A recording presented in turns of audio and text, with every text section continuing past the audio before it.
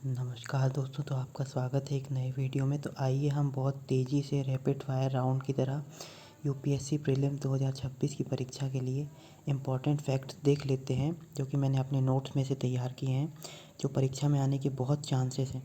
तो सबसे पहले मैं आपको बताऊंगा कि 44वां संविधान संशोधन 1978 के द्वारा सशस्त्र विद्रोह शब्द जोड़ा गया था और आंतरिक अशांति या आंतरिक उपद्रव को हटा दिया गया था, क्योंकि 1975 में आपातकाल लगाया गया था आंतरिक अशांति या उपद्रव के आधार पे।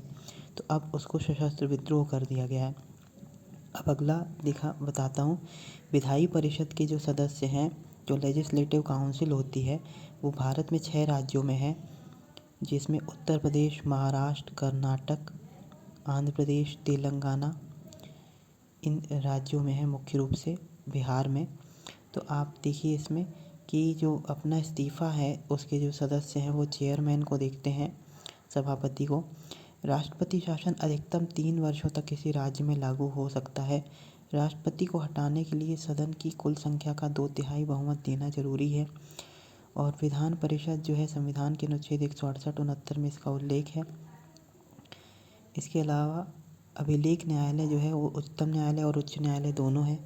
और अनुच्छेद 129 के तहत सुप्रीम कोर्ट को कोर्ट ऑफ रिकॉर्ड कहा गया है। इसके सभी आदेशों को, फैसलों को जो है रिकॉर्ड के रूप में रखा जाता है और कानून के रूप में भी इसका उपयोग किया जा सकता है। सीबीआई, इंटरपोल ऑफ इंडिया और 110 आर्टिकल जो है उसमें 109 में धन विधेयक का जिक्र है।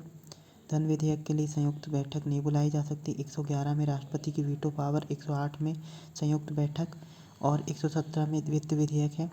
2020 से पहले जो है आंग्ल भारतीय सदस्यों को मनोनीत किया जाता था, 2 को अब नहीं किया जाता लोकसभा में।